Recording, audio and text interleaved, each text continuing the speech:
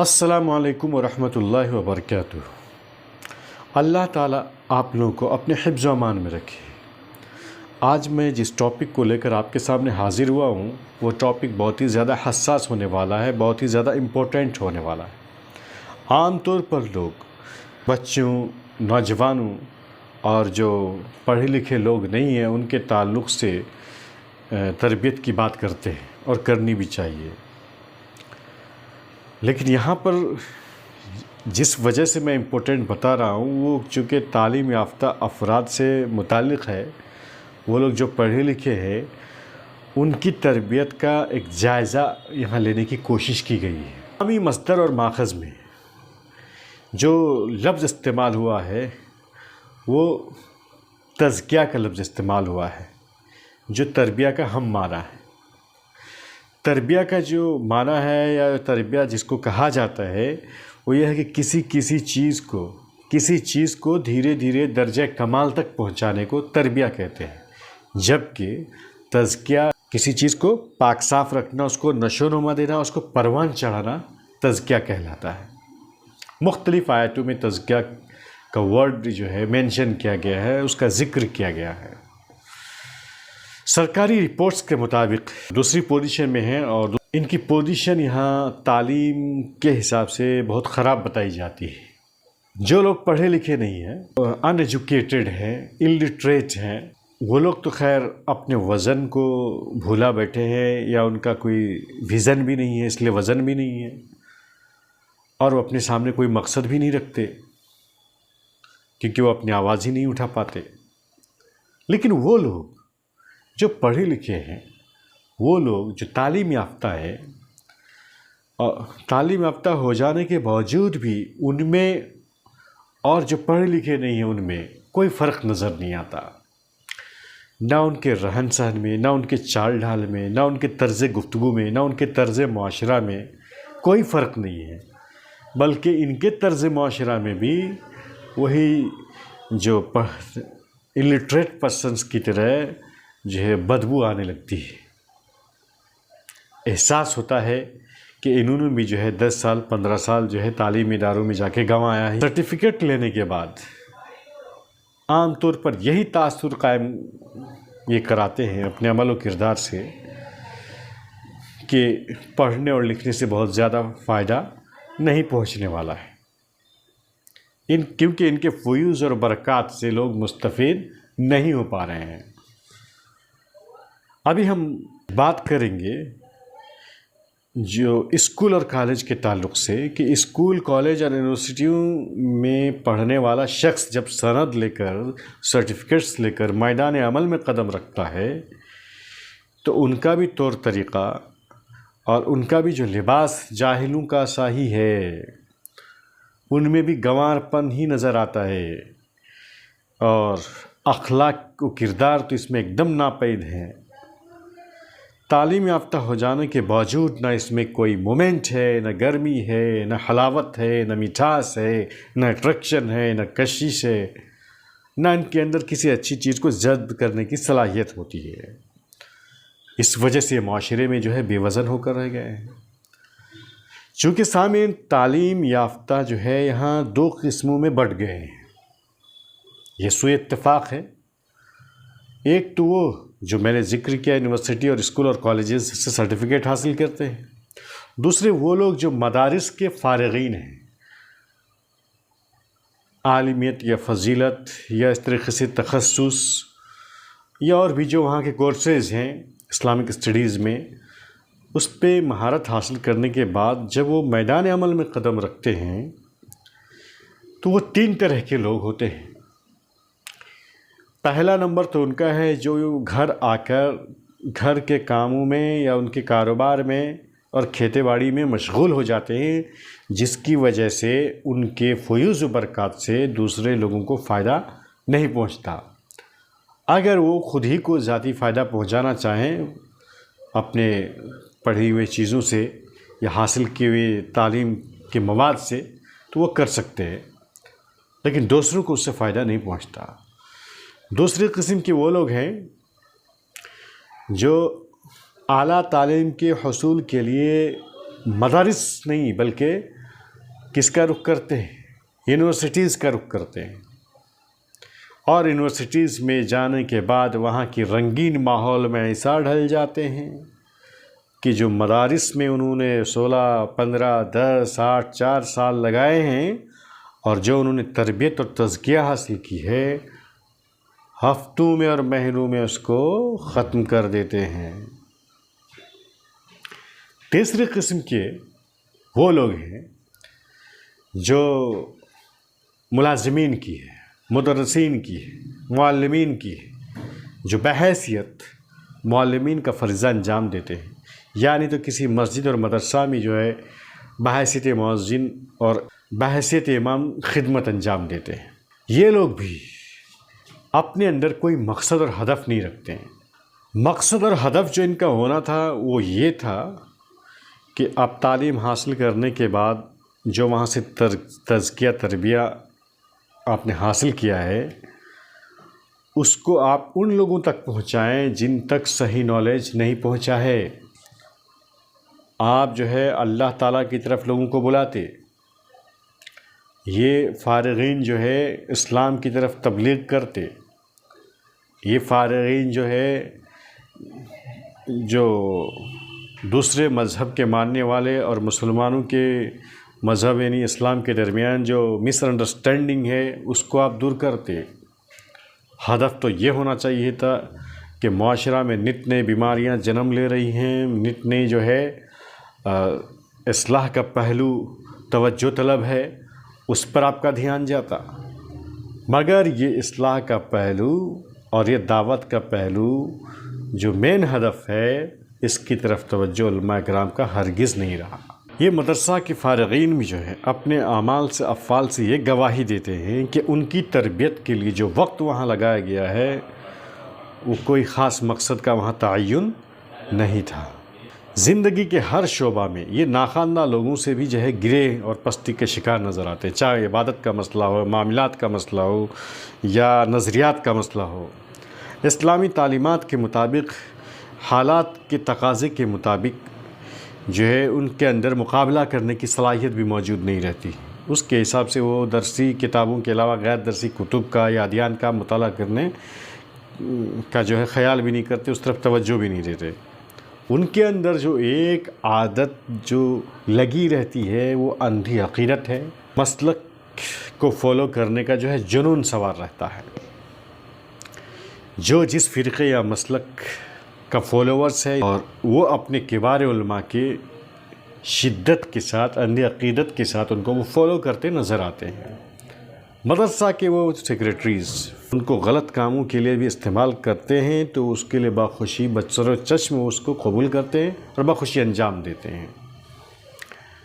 گویا کہ وہ رزق کا مالک بھی کس کو مانتے ہیں؟ ان کے ایڈمنسٹریٹر کو ہی مانتے ہیں، اس کے ناظم کو ہی مانتے ہیں۔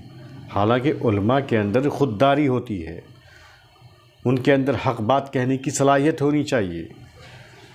اگر وہ بھی جی حضوری کرنے لگے، اب وہ بھی خودداری کو بیچ دیں تو پھر قرآن و حدیث کا علوم اس نے حاصل کیوں کیا؟ بارہا دیکھا گیا ہے کہ ٹیچرز کو، اساتذہ کو، معلمین کو جو حدیث پڑھانے والے ہیں، اصول حدیث پڑھانے والے ہیں، فقہ پڑھانے والے ہیں، ان کے معلمین کو اور ان کے مولانا کو، علماء کو ایسی جگہوں پر استعمال کیا گیا ہے کہ اللہ کی پناہ، اور یہ فخر بھی محسوس کرتے ہیں علماء اکرام۔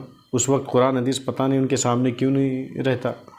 بہرحال علماء نے اپنے مسلک ہی کو دین بنا لیا ہے۔ ہم یہ نہیں کہتے کہ آپ اپنا مسلک کو چھوڑ دیجئے، لیکن ہم یہ ضرور کہیں گے کہ مسلک کو دین مت سمجھیے۔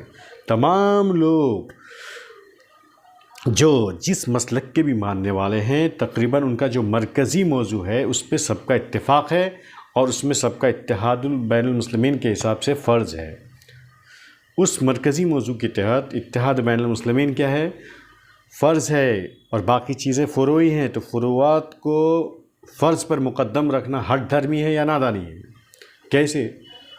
اب بتائیے کہ ایمان کے 6 ارکان ہیں: اللہ پر ایمان، رسول پر ایمان، فرشتوں پر ایمان، کتابوں پر ایمان، تقدیر پر ایمان اور آخرت پر ایمان۔ اس پر کسی کا اختلاف نہیں ہے۔ شہادہ، نماز، روزہ، حج، زکوٰۃ کی ادائیگی پر کسی کا اختلاف نہیں ہے۔ زنا، تہمت، سود، رشوت، غیبت، بہتان، الزام تراشی، اس پر اس کے حرام ہونے پر کسی کا اختلاف نہیں ہے۔ کیا چیز حلال ہے، کیا چیز حرام ہے، معاش کے نقطہ نظر سے اور کھانے پینے کے نقطہ نظر سے، اس میں کسی کا بہت زیادہ اختلاف نہیں ہے۔ جب کسی کا اختلاف نہیں ہے، زیادہ تر چیزوں میں اتفاق ہی ہے، تو پھر یہ آپس میں مل بیٹھ کے تربیت کے لیے کوئی ایسا پلان اور لاہ عمل کیوں نہیں تیار کرتے کہ ایک بڑی کنٹری میں لوگ اپنے کام کرنے کی نوعیت کو چنیں اور میدان میں الگ الگ میادین میں کام کریں۔ جب کوئی ان پر عذاب الہی آتا ہے، جب ظالم حکمراں مسلط ہوتا ہے اور ان کے خواہش کے مطابق یا اسلام کے ارکان یا اسلام کی روشنی کے خلاف کوئی کام کرتا ہے، تب تھوڑا سا ایمان ان کا جگتا ہے اور تھوڑی دنوں کے لیے ایک مہم چلاتے ہیں اور اس مہم کے حساب سے کام کر لیتے ہیں، پھر ختم۔ پھر سب کے لیے ایک دوسرے کے مسجد کا دروازہ کیا ہو جاتا ہے؟ بند ہو جاتا ہے۔ دونوں طرح کے طبقوں میں جو ہے تشدد ہے، یہ تشدد ختم ہونا چاہیے۔ چونکہ یونیورسٹیز کے پڑھے ہوئے جو فارغین حضرات ہیں وہ زیادہ تر اسلامی علوم سے دلچسپی نہیں رکھتے ہیں یا اسلامی علوم وہ حاصل نہیں کرتے، لیکن جو مدرسہ کے فارغین ہیں A to Z ان کا اسلامی اوڑھنا بچھونا رہتا ہے، قرآن حدیث ہی ان کا مصدر و مرجع ہوتا ہے، فقہ سے ہی وہ جو ہے فائدہ حاصل کرتے ہیں، مگر وہ بھی جب جاہلوں کی طرح، ان پڑھ لوگوں کی طرح، گنوار لوگوں کی طرح سماج میں وہ بھی اس طرح کا رویہ اپنائیں جیسے وہ لوگ اپناتے ہیں، تو پھر آپ کو شکایت نہیں ہونی چاہیے کہ آپ کا وزن کیوں کم ہو گیا۔ آپ کو یہ بھی تب شکایت نہیں ہونی چاہیے کہ آپ کے ساتھ ناانصافی کی جا رہی ہے اور کسی جانبداری سرکار کی جانب سے برتی جا رہی ہے اور آپ کو مستحق حق نہیں دیا جا رہا ہے، مقام نہیں دیا جا رہا ہے۔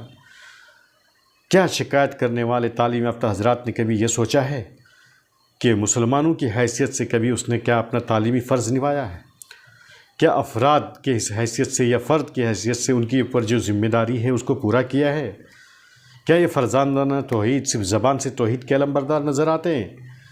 کیا ان کی بے حسی اور بد دماغی اور عدم کرداری کے باعث مذہب کو مسخ کرتا ہوا نظر نہیں آتا؟ کیا مذہب اسلام یہی کہتا ہے کہ جگہ جگہ صرف آپ مسجدیں بنائیں اور جو ہے باہر سے کلیکشن کر کے اور جو ہے شیوخ وغیرہ کے سامنے سرگوشی کر کے اور ان کی عزت کر کے آپ جو ہیں اپنی خودداری کو بیچ کر کے چند رقوم حاصل کریں مسجد کے نام پر اور مسجدیں بنائیں اور اسی کو روزگار بنا لیں اور اسی کے نت نئے ڈیزائن میں مشغول ہو جائیں اور عوام کو بھی اس میں الجھا دیں؟ آپ صرف کیا وہی لمبی لمبی تقریریں کرنے کے عادی ہو گئے ہیں اور دیر تک چلا کر صرف دعائیں مانگی جائیں یہی خیال رہتا ہے؟ اسلام تو صرف اس کے لیے نہیں آیا ہے، اسلام تو اس کے لیے آیا ہے کہ آپ اللہ کے سامنے یکسو ہو کر کے سر جھکاتے، سچ کو سچ کہتے، غلط کو غلط کہتے، حق پر مر مٹنے والا ہوتے اور باطل سے مقابلہ کرنے کی آپ صلاحیت رکھتے۔ اسلام تو آپ کو یہ سکھاتا ہے کہ میدان عمل میں قدم رکھتے آپ اپنے مذہب میں جو غلط رسم و رواج ہے، غلط سلط عقیدہ ہے، ان گنت فرسودہ روایات ہیں، اس چلن کو توڑ کر کے اپنے فکر و عمل سے ایک نئی اور تازہ روح پھونک دیتے، ایک نئی اور تازی روح پھونک دیتے۔ کبھی بھی آپ کے اندر یہ جذبہ کیوں نہیں پیدا ہوا کہ آپ جو بحیثیت فرد، بحیثیت افراد، بحیثیت مسلم جو ہے آپ ناکام کیوں ہیں؟ آپ کامراں کیوں نہیں ہو سکے؟ آپ زوال کے دور میں کیوں جی رہے ہیں؟ عروج کا راستہ ہی آپ کو کیوں نہیں نظر آ رہا ہے؟ اس کے اسباب کیا، اس کی تشخیص کیا ہے؟ کبھی آپ نے فرد کے حساب سے، اجتماعیت کے حساب سے، مسلم قوم کے حساب سے مل بیٹھ کر کبھی آپ نے احتساب کیا ہے؟ یہ مسلم نوجوان تجربہ کار باشعور حضرات کی زبان سے کبھی کبھی تو سننے کا موقع ملتا ہے کہ وہ مسجدوں میں سے اس وقت ہی جائیں گے جبکہ دوسری اذان ہوں گی یا عربی کا خطبہ ختم ہو جائے گا، کیونکہ وہی گھسی پٹی تقریریں اور وہی جو روزانہ ہر ہفتے تقریریں ہوتی ہیں جس میں نہ کوئی وزن ہے، نہ کوئی کیا کہتے ہیں کوئی پیغام ہے، اسی بے وزن اور بے پیغام والی باتوں کو بار بار رٹی رٹائی کی طرح بیان کی جاتی ہے اور کافی ٹائم لیا جاتا ہے، اگتا جاتے ہیں لوگ۔ مطلب کیا کبھی جمعہ کا خطبہ تو ایک روحانی پیغام دیتا ہے، ایک روحانی انقلاب لاتا ہے۔ کچھ لوگ تو اس میں شامل نہیں ہیں، ان کی تقریروں کو لوگ سننے کے لیے باضابطہ پہلے ہی سے پہنچتے ہیں، جاتے ہیں کچھ نوجوان اس طرح کے آج کل کے پیدا ہوئے بھی ہیں اور ان کی تقریریں سننے میں لوگ دلچسپی کا مظاہرہ بھی کرتے ہیں، مگر اکثریت حالات کے تقاضے کو نہیں سمجھتے اور حالات کے تقاضے کے تحت اسلام کی روشنی میں وہ تقریریں نہیں کر پاتے ہیں۔ آج کا دور جو ہے نا مقابلہ کا دور ہے، کمپٹیشن کا دور ہے، بڑھنے کا دور ہے، عمل کا دور ہے۔ آپ صرف چلائیں گے تقریر کرتے ہوئے تو ایک ہے کہ طوفان آیا اور گیا، لوگ آپ کو سننے کے لیے پہنچے، تعریف تھوڑی بہت کر دیے، لیکن عملی زندگی میں جو ایک انقلاب ہونا چاہیے وہ نظر نہیں آئے گا آپ کو، کیونکہ وہ تو آپ کو پریکٹیکلی طور پر آپ علماء کرام جو لوگوں کے سامنے رہتے ہیں، آپ کے عملی اقدام کو جب وہ دیکھیں گے تو ان پر یہ اثرات مرتب ہوں گے کہ واقعی آپ اس لائق ہیں کہ آپ کو فالو کیا جائے۔ اس کے علاوہ جو اندھی عقیدت ہے، مسلکی تشدد ہے اور عیش پرستی ہے، یہ بے راہ روی اور ناکارہ پن کو سماج میں لاتا ہے۔ آرام پسندی اور بے حسی اور بد دماغی کی عادت اگر قوم کے ساتھ لگی رہی تو یہ قوم مفلس ہو جائے گی اور بد اخلاقی کا شکار ہوگی، پھر آسمانی مدد سے بھی محروم ہو جائے گی جیسا کہ آج ہیں۔ ہماری قوم کی پہچان ہے کہ تہذیب و شرافت، سنجیدگی و متانت، خلوص و دیانت، حلم و بردباری، مگر آج ہمارے معاشرے سے اکثر یہ غائب ہے۔ ہمارا کہنا یہ ہے کہ معاشرے کے جو پڑھے لکھے لوگ ہیں انہیں یہ ثابت کرنا چاہیے اپنے عمل سے، اپنے کردار سے، اپنے مومنٹ سے کہ واقعی میں وہ پڑھے لکھے ہیں، تاکہ لوگ ان کو فالو کریں، لوگوں کے اندر بھی سیکھنے اور سننے کے جذبہ بیدار ہو اور سماج اور معاشرہ میں ایک انقلاب سا آ جائے۔ تو ٹاپک تھا تعلیم یافتہ افراد کا ایک جائزہ تجزیہ، کیسا لگا؟ آپ مجھے مفید مشورہ سے ضرور نوازیں گے، آپ کا مشورہ کا مجھے شدید انتظار رہے گا۔